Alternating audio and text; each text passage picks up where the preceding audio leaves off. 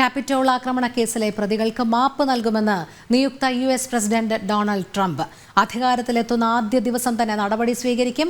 1500 പേർക്കെതിരെയാണ് കേസുള്ളത്. Trump സ്ഥാനമൊഴിയുന്നതിന് മുന്നോടിയായി 2021 ജനുവരി 6-നായിരുന്നു പ്രതിഷേധം അരങ്ങേറിയത്. വിവരങ്ങളുമായി ഐസൺ ജോസ് ചേരുന്നു. ഐസൺ, കൂടുതൽ വിശദാംശങ്ങൾ.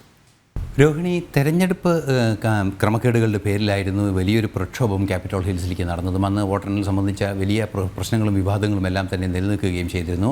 അങ്ങനെയാണ് ജനുവരി 6-ന് വലിയൊരു പ്രക്ഷോഭമായി ക്യാപിറ്റോൾ ഹിൽസിലേക്ക് ട്രംപിനെ അനുകൂലിക്കുന്ന നിരവധി പേർ എത്തിയത്. 1500-ലേറെ പേർ ഈ പ്രക്ഷോഭത്തിൽ പങ്കെടുത്തിട്ടുണ്ട് എന്നാണ് പ്രധാനമായും കണക്കുകളിൽ നിന്നും വ്യക്തമാകുന്നത്. ഇതിൽ നിരവധി പേർക്ക് പരിക്കേൽക്കുകയും, അതായത് 140 പോലീസ് ഉദ്യോഗസ്ഥർക്ക് പോലും പരിക്കേൽക്കുകയും ചെയ്തിട്ടുണ്ട് എന്നാണ് അറിയാൻ സാധിക്കുന്നത്.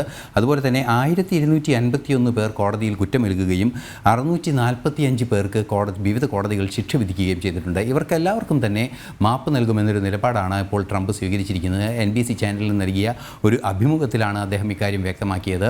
അധികാരത്തിലെത്തുന്ന അന്ന് തന്നെ അദ്ദേഹം ഈ നടപടി സ്വീകരിക്കും, അതായത് ജനുവരി 20-ന് തന്നെ ഈ നടപടി സ്വീകരിക്കുമെന്നാണ് അദ്ദേഹം പറഞ്ഞിരിക്കുന്നത്. നിരവധിയായ ഇത്തരം വാഗ്ദാനങ്ങൾ, അതായത് കുടിയേറ്റക്കാരുടെ അമേരിക്കയിൽ ജനിക്കുന്ന കുട്ടികൾക്ക് പൗരത്വം നൽകുന്നത് അവസാനിപ്പിക്കുന്നത് സംബന്ധിച്ച ഒരു നിലപാട്, അത്തരത്തിലെല്ലാം തന്നെ പല നിലപാടുകളും ഈ ജനുവരി 20-ന് തന്നെ ഉത്തരവായി വരുമെന്ന് അദ്ദേഹം പറയുന്നുണ്ട്. അത്തരത്തിൽ ഒരു നിലപാടുകളുടെ കൂട്ടത്തിൽ ഒന്നുകൂടിയായാണ് ഈ ജനുവരി 6-ന് 2021 ജനുവരി 6-ന് നടന്ന ക്യാപിറ്റോൾ ഹിൽസ് ആക്രമണ കേസിലെ പ്രതികളായവർക്ക് അല്ലെങ്കിൽ ശിക്ഷിക്കപ്പെട്ടവർക്ക് എല്ലാവർക്കും മാപ്പ് നൽകുമെന്ന ഒരു നിലപാട് അറിയിച്ചിരിക്കുന്നത്. നേരത്തെ ജോ ബൈഡൻ്റെ മകനെ മാപ്പ് നൽകിയ വാർത്തകളെല്ലാം തന്നെ പുറത്തു വന്നിരുന്നു.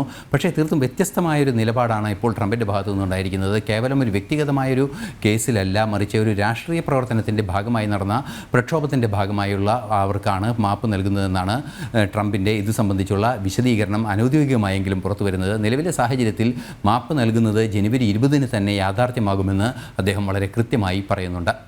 ശരി, ഐസൺ ജോസാണ് വിവരങ്ങൾ നൽകിയത്.